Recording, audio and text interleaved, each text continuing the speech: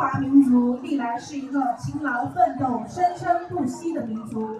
在西双版纳，同样也有一个勤劳的民族——安彝族。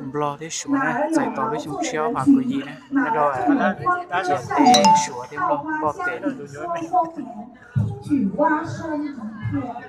金秋是收获季节，接下来请欣赏由集团公司和森林公园安彝小伙儿、小妹们带来的劳作欢歌。木头滚脚去。